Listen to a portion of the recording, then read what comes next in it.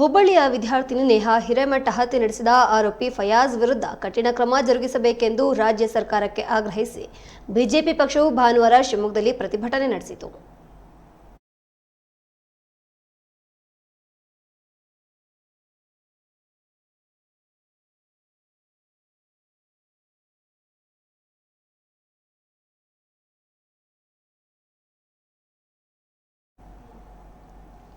ಶಿವಮೊಗ್ಗದ ಗೋಪಿ ವೃತ್ತದಲ್ಲಿ ಬಿಜೆಪಿ ಪಕ್ಷ ಪ್ರತಿಭಟನೆ ನಡೆಸಿತು. ರಾಜ್ಯ ಸರ್ಕಾರದ ವಿರುದ್ಧ ಪ್ರತಿಭಟನಾಕಾರರು ಘೋಷಣೆ ಕೂಗಿ ಆಕ್ರೋಶ ವ್ಯಕ್ತಪಡಿಸಿದರು. ಇನ್ನು ಪ್ರತಿಭಟನೆಯನ್ನು ಉದ್ದೇಶಿಸಿ ಮುಖಂಡರು ಮಾತನಾಡಿದರು. ರಾಜ್ಯ ಕಾಂಗ್ರೆಸ್ ಸರ್ಕಾರದ ಅಲ್ಪಸಂಖ್ಯಾತ ತುಷ್ಟೀಕರಣ ನೀತಿಯಿಂದ ರಾಜ್ಯದಲ್ಲಿ ದಿನದಿಂದ ದಿನಕ್ಕೆ ದುಷ್ಕೃತ್ಯಗಳು ಹೆಚ್ಚಾಗ್ತಾ ಇವೆ. ವಿದ್ಯಾರ್ಥಿನಿ ನೇಹಾ ಹತ್ಯೆ ನಡೆಸಿದ ಆರೋಪಿಗೆ ಗಲ್ಲು ಶಿಕ್ಷೆ ವಿಧಿಸಬೇಕೆಂದು ಆಗ್ರಹಿಸಿದ್ದಾರೆ. ಪ್ರತಿಭಟನೆಯಲ್ಲಿ ಸಂಸದ ಬಿ.ವೈ. ರಾಘವೇಂದ್ರ, ಶಾಸಕರಾದ ಚನ್ನಬಸಪ್ಪ, ಡಿ.ಎಸ್. ಅರುಣ್, ಎಂ.ಬಿ. ಭಾನುಪ್ರಕಾಶ್ ಸೇರಿದಂತೆ ಮೊದಲಾದವರು ಉಪಸ್ಥಿತರಿದ್ದರು.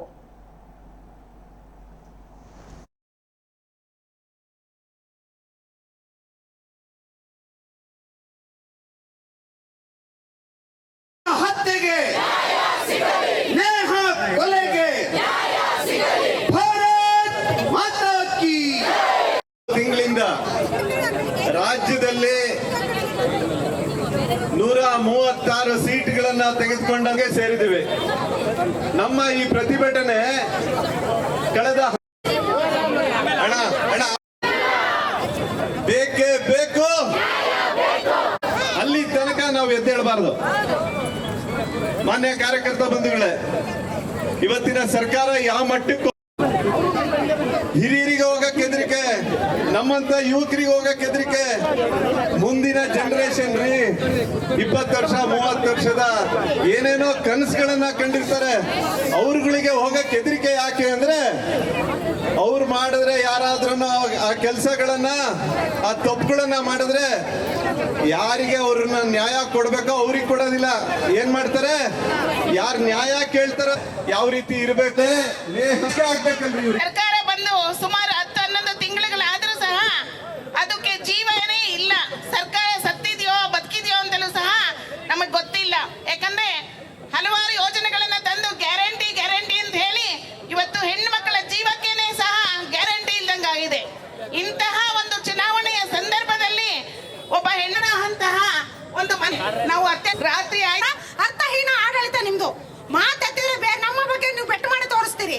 ಒಂದು ರಕ್ಷಣೆ ಕೊಡುವಂತ ಮೂಲಭೂತವಾದ ನಿಮಗೆ ಕೊಡಕ್ಕಾಗಿಲ್ಲ. ಪುಕ್ಸಟ್ಟೆ ಬಾಕಿಗಳನ್ನ ತೋರಿಸಿ ಎಲ್ಲರಿಗೂ ಮನೆ ಮಾಚಿದಿರಿ. ನೀವು ಬಹಳಷ್ಟು ದಿನ ನಡೆಯೋದಿಲ್ಲ ಇಂಥ ಆಟಗಳೆಲ್ಲ ಅಂತ ನಾನು ಹೇಳಲಿಕ್ಕೆ ಬಯಸ್ತಾ ಇದ್ದೀನಿ. ಇಲ್ಲಿ ಇವತ್ತು ನೇಹಾನಿಗಾಗಿರ್ತಕ್ಕಂಥ ಒಂದು ಏನು ದಾರುಣ, ಅವರ ತಂದೆ ತಾಯಿಯವರು ಪೋಷಕರನ್ನ ನೋಡಿದ್ರೆ ರಕ್ತ ಕುದಿಯುತ್ತೆ ನಮ್ಗೆ.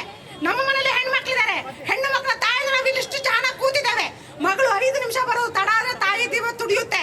10 ನಿಮಿಷ ಆದ್ರೆ ಅಪ್ಪ ಹೋಗಿ ನಿಂತ್ಕೊಳ್ತಾನೆ ರೋಡಿನ ತುದಿಲಿ. ನಾನು ಹಡೆದಂತ ಹೆಣ್ಣು ಮಕ್ಕಳು ಜವಾಬ್ದಾರಿಯಿಂದ ಇರಬೇಕು. ವಿದ್ಯಾರ್ಜನೆಗಾಗಿ ತನ್ನ ಭವಿಷ್ಯವನ್ನ ರೂಪಿಸ್ಕೊಳ್ಳಕ್ಕಾಗಿ ಹಂಗಾದ್ರೆ ಯಾರು ಕಾಲೇಜ್ ಹೋಗೋದೇ ತಪ್ಪ. ಹಾಗಾದ್ರೆ ಒಂದ್ ಕೆಲಸ ಮಾಡ್ಬಿಡಿ ಸಿದ್ದರಾಮಯ್ಯನವರೇ, ಡಿಕೆಶಿ ಅವರೇ, ನಿಮ್ಮ ಸರ್ಕಾರದಲ್ಲಿ ನಿಮ್ಮ ಬ್ರದರ್ಸ್ ಅಂಡ್ ಸಿಸ್ಟರ್ಸ್ ಏನಿದಾರಲ್ಲ ಅವ್ರಿಗೆ ಒಂದು ಪ್ರತ್ಯೇಕ ವಿದ್ಯಾಲಯ ಮಾಡ್ಬಿಡಿ. ಬಿಡಿ, ಅವ್ರನ್ನ ಅಲ್ಲಿ ಕಲ್ತ್ಕೊಳ್ಳಿ, ಅವ್ರವ್ರ ಹೊಡೆದಾಡ್ಕೊಂಡು ಸಾಯ್ಲಿ. ಆದ್ರೆ ನಮ್ಮ ಸಿಸ್ಟರ್ಸ್ ಇರಲ್ಲ, ಅದನ್ನ ಹೌದಲ್ಲ, ಅದು ಒಂದು ನಮ್ಮ ಸಮಾನತೆ ಅಲ್ಲ. ಸಿಸ್ಟರ್ಸ್ ಕಳ್ಸಲ್ಲ, ಬ್ರದರ್ಸ್ಗೆ ಒಂದು ಯೂನಿವರ್ಸಿಟಿ ಮಾಡ್ಬಿಡಿ. ಎಲ್ಲ ಪ್ರಮುಖರೇ, ರೀತಿ ಮಾಡೋದು ಅಂತಂದ್ರೆ ಅದಕ್ಕೊಂದು ರೀತಿ ಇದೆ. ಪಾಂಕ ಹಂಚ್ಬೇಡ, ಹಂಚ್ತೀನಿ ಅಂತಂದ್ರೆ ಹೇಳಿ ಭಕ್ತಿಯಾರ್ ಭಕ್ತ ಪುಸ್ತಕಗಳಲ್ಲಿತ್ತು. ಅದಕ್ಕೆ ಕೇಳಿದ್ರು ಅವರು, ಇದಕ್ಕೆ ಬೆಂಕಿ ಹಚ್ತೀನಿ ಅಂತ. ಅಲ್ಲಿರೋ ಕಮ್ಯುನಿಸ್ಟ್ ಸರ್ಕಾರ ಖಂಡನೆ ಮಾಡೋದಿಲ್ಲ ಮತ್ತು ಯಾವುದೇ ಕಾರಣ ಕಾಂಗ್ರೆಸ್ ಸರ್ಕಾರಕ್ಕೆ ಓಲೈಕೆ ರಾಜಕಾರಣ ಮಾಡುತ್ತಿರುವ ಸಿದ್ದರಾಮಯ್ಯ ಸರ್ಕಾರಕ್ಕೆ ಹೇಳಿಕೆ ವೈಯಕ್ತಿಕ ಕಾರಣದ ಕೊಲೆ ಅಂತೇಳಿ ಪರಮೇಶ್ವರ್ ರಾಜ್ಯದ ಜನತೆಯ ಕ್ಷಮೆ ಕೋರಬೇಕು.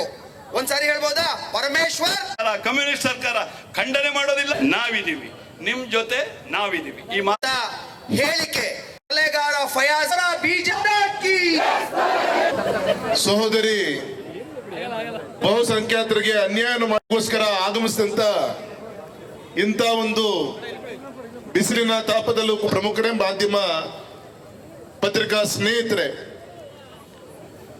ಹೆಚ್ಚಿಗೆ ಮಾತಾಡುವಂತ ಅವಶ್ಯಕತೆ ಇಲ್ಲ. ನಿನ್ನೆ ತಾನೇ ನಮ್ಮ ಪಕ್ಷದ ಒಂದು ನೇತೃತ್ವದಲ್ಲಿ ಪತ್ರಿಕಾಗೋಷ್ಠಿಯನ್ನ ನಡೆಸಿ ವಿವರವಾಗಿ ಎಲ್ಲದೂ ಕೂಡ ತಿಳಿಸುವಂತ ಪ್ರಯತ್ನವನ್ನ ಮಾಡಿದೀವಿ. ಈ ರೀತಿಯಂತ ಅಲ್ಪಸಂಖ್ಯಾತರ ತುಷ್ಟೀಕರಣವನ್ನ ಮಾಡಿಕೊಂಡು ರಾಜಕೀಯ ಬೇಳೆಯನ್ನ ಬೇಯಿಸ್ಕೊಂಬರಂತ ಮಾಡಿದಂತ ಪ್ರತಿಫಲ ಇವತ್ತು ಇಂದಿರಾ ಗಾಂಧಿ ಕಾಲದಲ್ಲಿ ಇದ್ದಂತ 2/3 ಮೆಜಾರಿಟಿ ಇದ್ದಂತ ಕಾಂಗ್ರೆಸ್ ಪಕ್ಷ ಇವತ್ತು ಅಧಿಕೃತವಂತ ವಿರೋಧ ಪಕ್ಷದ ನಾಯಕನ ಸ್ಥಾನ ಕೂಡ ಕಳ್ಕೊಂಡಾಗಿದೆ. ಸ್ವಾಮಿ, ನಿಮ್ ಕಾಂಗ್ರೆಸ್ ಪಕ್ಷ ಇಡೀ ದೇಶದಲ್ಲಿ ಎಲ್ಲೂ ಕೂಡ ಇಲ್ಲ. ಕರ್ನಾಟಕ ರಾಜ್ಯದಲ್ಲಿ ಏನೋ ಅಪ್ಪಿ ತಪ್ಪಿ ಪಾಪದ ಕೂಸಾಗಿ ಏನೋ ಒಂದು ಜೀವ ನೀವು ಪಡೆದುಕೊಂಡಿದ್ದೀರಿ. ಇದು ಶಾಶ್ವತ ಅಲ್ಲ. ಇನ್ನು ಎಷ್ಟು ನಮ್ಮ ಹಿಂದೂಗಳ ಮೇಲೆ ಮಾರಣ ಹೋಮ ಆಗ್ಬೇಕು? ಮಡಿಕೇರಿಯ ಕುಟ್ಟಪ್ಪ ಇರ್ಬೋದು, ನಮ್ಮ ಮೂಡುಬಿದಿರೆಯ ವಾಮನ್ ಪೂಜಾರಿ ಅವರು ಇರ್ಬೋದು, ಪ್ರಶಾಂತ್ ಇರ್ಬೋದು, ಮೈಸೂರಿನ ರಾಜು ಇರ್ಬೋದು, ನಮ್ಮ ಶಿವಮೊಗ್ಗದ ಹರ್ಷವರೆಗೂ ಕೂಡ ಎಷ್ಟು ಹಿಂದೂ ಧಾರ್ಮಿಕ ನಮ್ಮ ಬಂಧುಗಳನ್ನ ಕಾರ್ಯಕರ್ತ ನಾವು ಕಳ್ಕೊಂಡಿದ್ವಲ್ಲ ಇವತ್ತು. ಹಾಗಾಗಿ ಇನ್ನೂ ಕೂಡ ಹಿಂದೂಗಳ ಒಂದು ಕೆಣಕುವಂತ ಕೆಲಸವನ್ನ ಮಾಡೋದು ಬೇಡ. ಒಂದು ದುರ್ದೈವದ ಸಂಗತಿ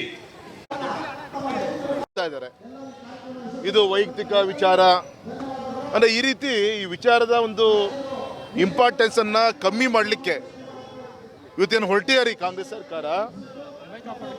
ಯಾರು ನೇಹನ ಹತ್ಯೆ ಮಾಡಿದಂಥ ಆ ಕ್ರೂರನ ಮನೆಗೆ ರಕ್ಷಣೆ ಕೊಡುವಂಥ ಕೆಲಸವನ್ನು ಏನು ಮಾಡ್ತಾ ಇದ್ದಾರೆ. ಈ ಒಂದು ಸಂದರ್ಭದಲ್ಲಿ ಭಾರತೀಯ ಜನತಾ ಪಕ್ಷದ ಮುಖಾಂತರ ಹಿಂದೂ ವಿರೋಧಿ ಕಾಂಗ್ರೆಸ್ ಸರ್ಕಾರದ ವಿರುದ್ಧ ಮಹಿಳಾ ಮೋರ್ಚಾದ ನೇತೃತ್ವದಲ್ಲಿ ದೊಡ್ಡ ಒಂದು ಪ್ರತಿಭಟನೆ ಸಭೆ ಮುಖಾಂತರ ಎಚ್ಚರಿಸುವಂಥ ಕೆಲಸವನ್ನು ನಾವು ಮಾಡ್ತೀವಿ.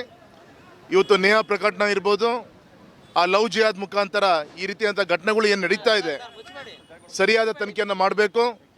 ಅದೇ ರೀತಿ ನಿನ್ನೆ ಚನ್ನಗಿರಿಯಲ್ಲಿ ನಡೆದಂಥ ರಾಮನವಮಿ ಹಬ್ಬದ ಒಂದು ಸಂದರ್ಭದಲ್ಲಿ ಪಾನಕ ಕೊಡುವಂಥ ವ್ಯಕ್ತಿಗಳ ಮೇಲೆ 3-4 ಜನ ಹಲ್ಲೆಯನ್ನು ಮಾಡಿದ್ದು ಘಟನೆ ಇರ್ಬೋದು.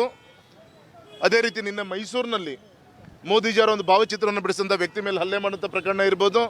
ಅಂದರೆ ಈ ರೀತಿ ಬಹುಸಂಖ್ಯಾತ ಹಿಂದೂ ವಿರೋಧಿ ನಿಲುವುಗಳು ಈ ಸರ್ಕಾರ ಬರ್ತಿದ್ದ ಹಾಗೆ ಒಂದು ನಮ್ಮ ಧಾರ್ಮಿಕ ಒಂದು ಮಸೂದೆ ಏನಿತ್ತು ಅದರ ವಿರುದ್ಧ ಹಿಂದೂ ಬಹುಸಂಖ್ಯಾತ ಧಾರ್ಮಿಕ